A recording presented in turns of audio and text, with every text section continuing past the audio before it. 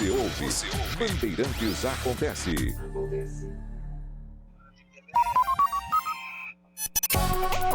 Saber, entender, compreender, conhecer, descobrir.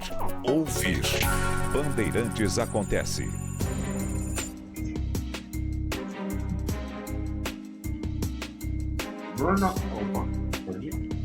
Jornalismo ponderado. Quando foi anunciado que o novo Papa usaria o nome Leão XIV, houve especulações do porquê, e algumas relacionadas a porque ele estudou no colégio tal, porque ele estudou em instituições que tinham relação histórica com o Leão XIII, porque ele também estudou numa escola que tinha uma orientação claramente tomista, e o Leão XIII, de certa maneira, restaurou a plenitude da importância de Tomás de Aquino na doutrina do catolicismo, no final do século XIX, início do século XX. Mas aí houve uma reunião entre Leão XIV e cardeais, uma reunião que aconteceu no Vaticano, e o assunto foi abordado.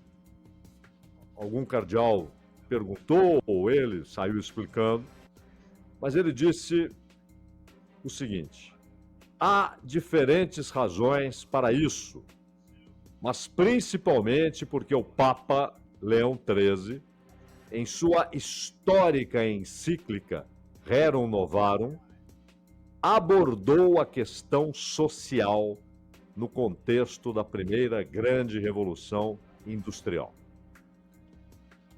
E ele disse que hoje a Igreja Católica oferece o que ele chamou, Leão XIV, de tesouro de sua doutrina social em resposta a mais uma revolução industrial e aos desejos da oficial, e lembrou que tudo isso representa novos desafios para a defesa da dignidade humana, defesa da justiça e defesa do trabalho. E muitos já haviam atentado para isso, já haviam percebido que essa era a intenção. Por isso havia sido escolhido o nome Luís XIV, Leão XIV. Mas o Leão XIV enfrentará uma hostilidade muito maior do que aquela que Leão XIII enfrentou no final do século XIX, início do XX, principalmente no final do século XIX. E ele ficou muito tempo como Papa. Ele tem a sua eleição em fevereiro de 78, no mês seguinte é entronizado e fica até 1903, ou seja, são 25 anos de papado, um tempo considerável do Leão XIII. E, acima de tudo, o Leão XIII viveu um momento muito específico em que já havia muita diferença em relação à primeira metade do século XIX, mesmo o início da segunda metade. Mas ele percebia a crescente humilhação dos trabalhadores no seu ambiente de trabalho, os salários insuficientes, as moradias precárias, mas, ao mesmo tempo, percebia dois movimentos. Um, de oposição ao capitalismo, principalmente com mais consistência teórica no marxismo, e, ao mesmo tempo, movimentos dentro do capitalismo para modificar a situação dos trabalhadores. Ora, O Leão XIII, ele não escreveu aquela encíclica para desviar a atenção dos trabalhadores do trabalho dos marxistas. Não era essa a ideia. É evidente que não. O trabalho dos marxistas incomodava, inclusive, uma parte do catolicismo, e o próprio Leão XIII se opunha à ideia de revolução, à ideia de luta de classes. Então, basicamente, o que ele propunha, e paralelamente isso também era desenvolvido por revisionistas dentro do marxismo, e começando com o Bernstein, e depois até pelo Kautsky, por isso foi chamado de renegado Kautsky pelo Lenin. O fato é que ali começava a ideia de social-democracia, ou seja, a manutenção do capitalismo, porém, numa tentativa de relativa socialização da riqueza produzida, não dos meios de produção. Rapaz, E esse é o ponto-chave. Esse é o ponto-chave. E aí, essa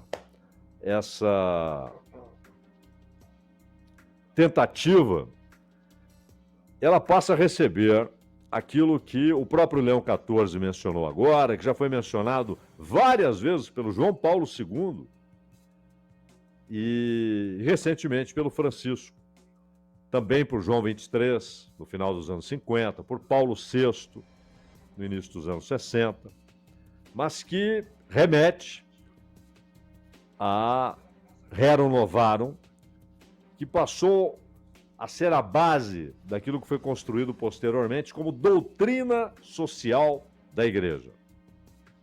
Então, ele teve de enfrentar com muita frequência oposição, inclusive dentro da Cúria. Aqueles que achavam que Leão XIII estava se metendo com política, estava preocupado com questões não espirituais. Mas o que ele dizia era que a alienação, a separação entre o trabalhador e o resultado do seu trabalho, e isso é parte do conceito de alienação, não é ele todo, mas é parte, e o desespero dos trabalhadores, com a falta de perspectiva, com salários baixíssimos, que isso levaria muitos a aderirem à ideia de luta de classes e à ideia de revolução. Mas não foi isso que o motivou. Foi, de fato, o interesse genuíno e uma preocupação genuína com a situação social em grande parte da Europa e também nos Estados Unidos. É verdade que esse movimento, a doutrina social da Igreja e o crescimento da teoria social-democrata com os alemães, Kautsky e o Bernstein, isso leva a reações dentro do capital industrial. Por exemplo, o Fordismo. O Fordismo foi uma transformação porque partia da premissa que era preciso dar renda ao trabalhador para que ele se tornasse consumidor daquilo que ele ajudava a produzir. É claro, é óbvio que havia uma intenção de aplacar o crescimento do sentimento revolucionário. Tanto no movimento de Leão XIII quanto no Fordismo. E a social-democracia, construída teoricamente por ex-marxistas, que continuavam se dizendo marxistas, por isso eram chamados pelo Lenin de oportunistas. Mas a ideia era aplacar o movimento revolucionário, que era alimentado pela pobreza. Isso lembra aquela entrevista do Che Guevara à imprensa dos Estados Unidos, quando dizem se Cuba estaria disposta para obter um acordo com os Estados Unidos, a deixar de exportar a revolução. E ele disse: a revolução não é exportável. O que produz a revolução é a opressão, é a miséria, é a exploração. Ela não é exportável. O golpismo barato, ou seja, a mudança de governo, sem que haja mudança da ordem socioeconômica, isso é exportável. Os Estados Unidos fazem isso o tempo todo. Fizeram antes, durante e depois da existência do Che Guevara. Nenhum país produziu tantos golpes de Estado como os Estados Unidos. Mas a revolução não é exportável, porque como ela presume uma transformação da ordem social e econômica, ela só pode se dar na realidade concreta daquele povo, naquele tempo, naquele lugar. E ela é alimentada, como notou inteligentemente Leão XIII, pela miséria,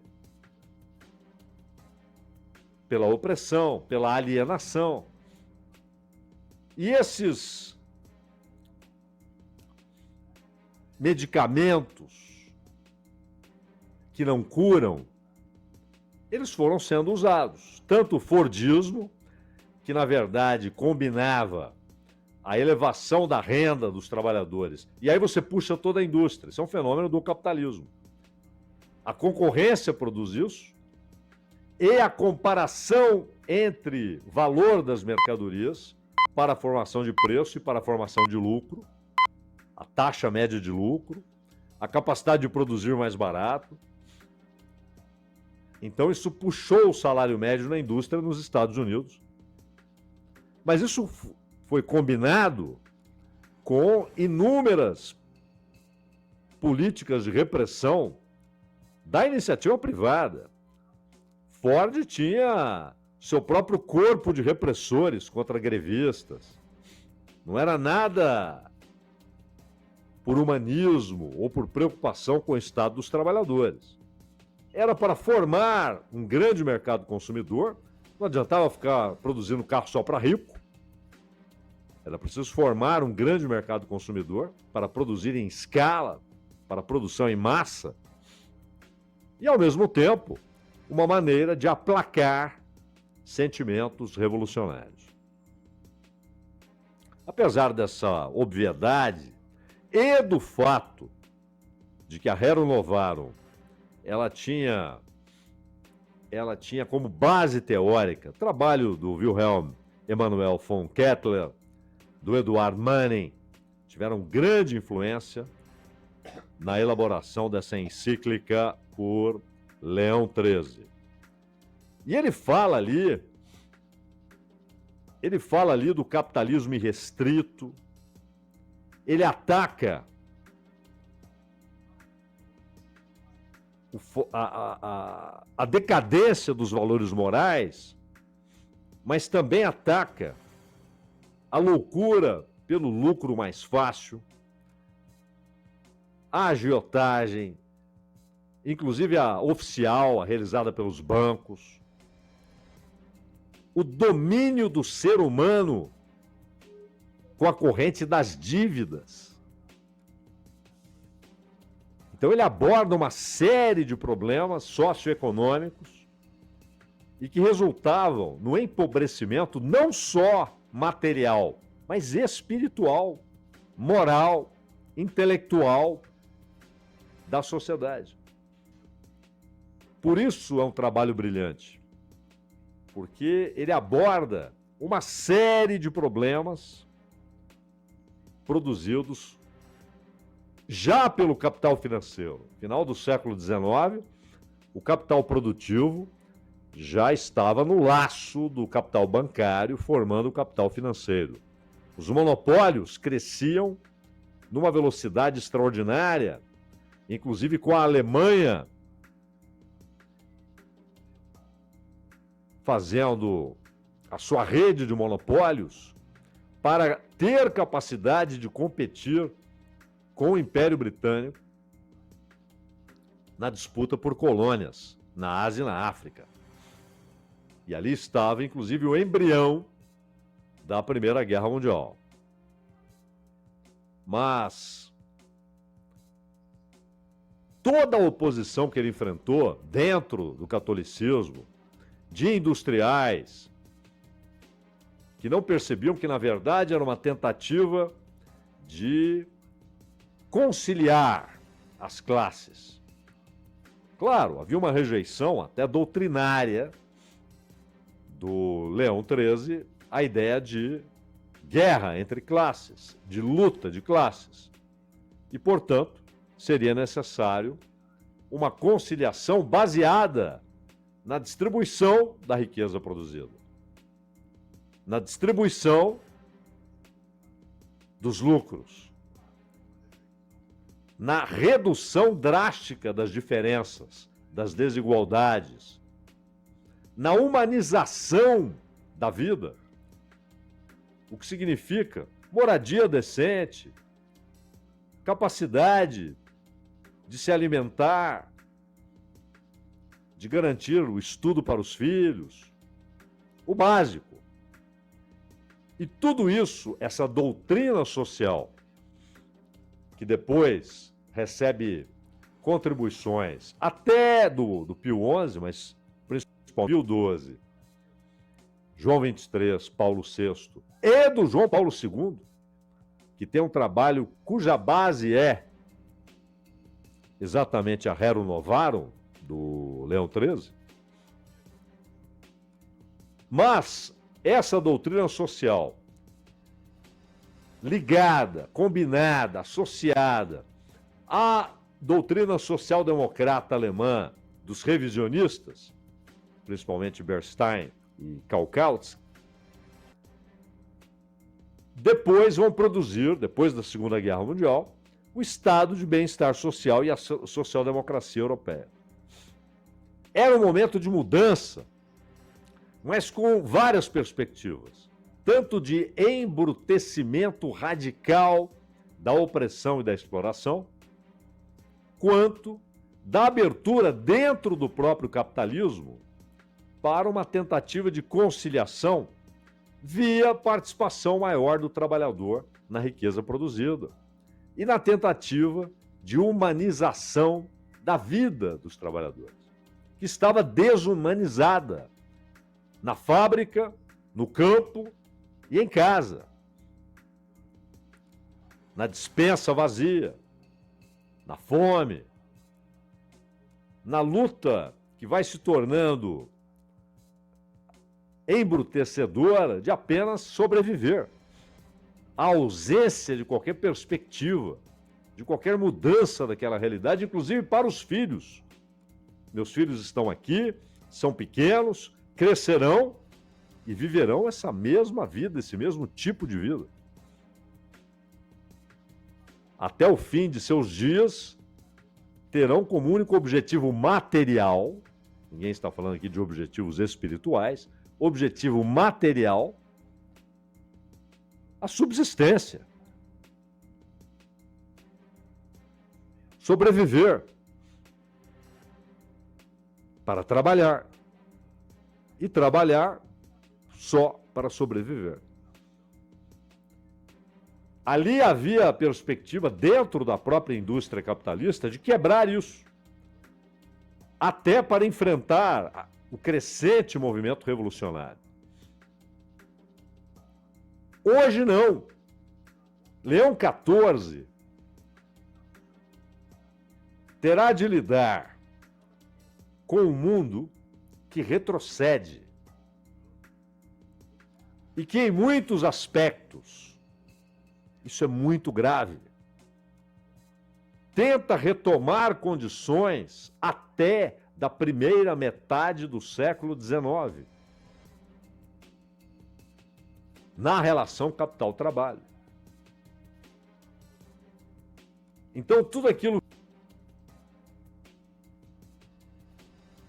conquistas dos trabalhadores, e muitas vezes sem grande oposição do Estado ou do capital, pelo receio dos movimentos revolucionários, isso desaparece. A perspectiva revolucionária desapareceu no horizonte que conseguimos enxergar. Ela está sempre ali, latente, mas desapareceu. E, ao mesmo tempo, o próprio movimento do capital, que independe da vontade particular de capitalistas, o movimento sempre em direção à acumulação, a novos meios de acumulação, a novas fontes de fornecimento de braços, de força de trabalho, de matéria-prima e de consumidores. Isso se dá por dois grandes mecanismos: o monopólio e o imperialismo, que é a etapa superior, como disse lá o senhor Vladimir Lenin. E dentro dessa etapa você tem novos movimentos, novas perspectivas, sempre dentro dessa lógica imperial, que é do capitalismo, não é de capitalistas particulares, nem mesmo de países. É intrínseco, é indissociável do capitalismo. Ora, sem a perspectiva de revolução, com uma brutal alienação em diversos sentidos, alienação da riqueza produzida, alienação do próprio ambiente de trabalho,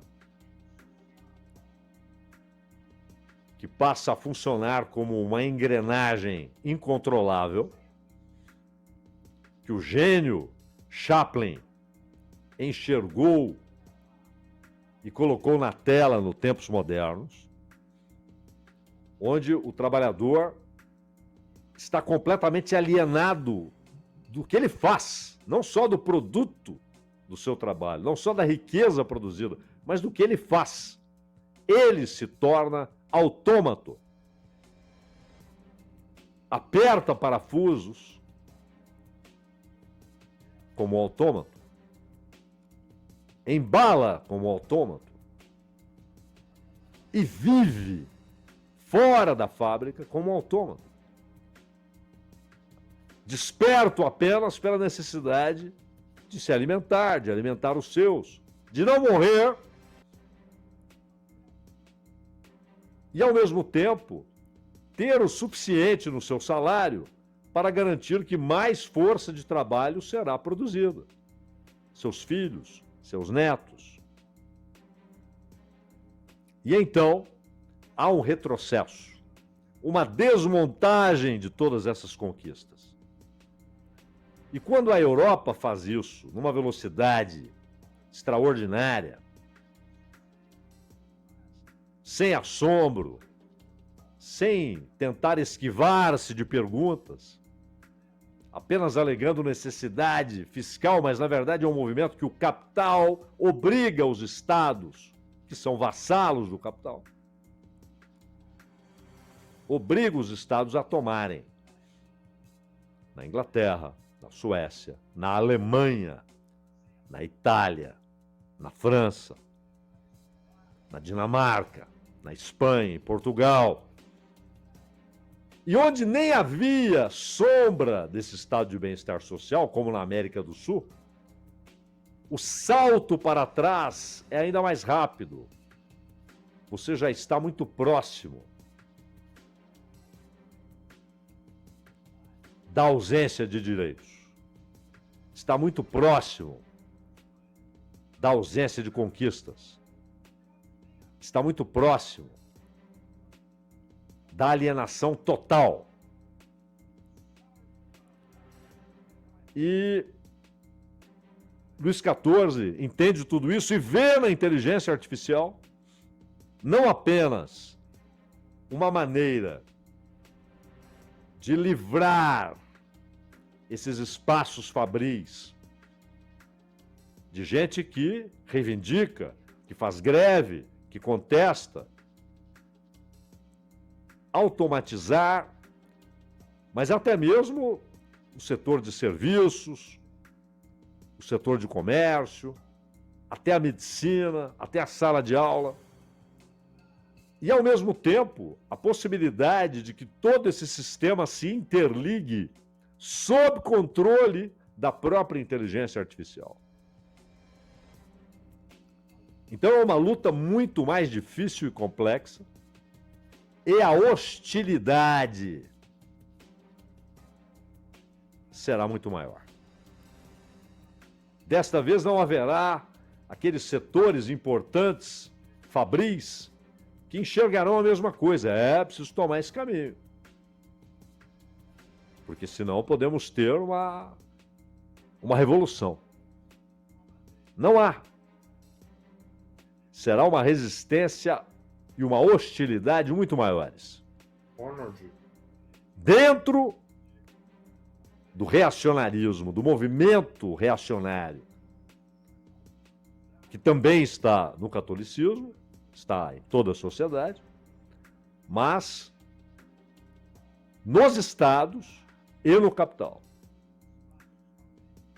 É muito interessante que ele tem olhado para essa encíclica, tem olhado para Rerum Novarum como referência e como um parâmetro atualíssimo que ele deve usar, mas ciente de que a hostilidade será muito maior do que aquela enfrentada por Leão XIII, meu caro Ronald Gimenez.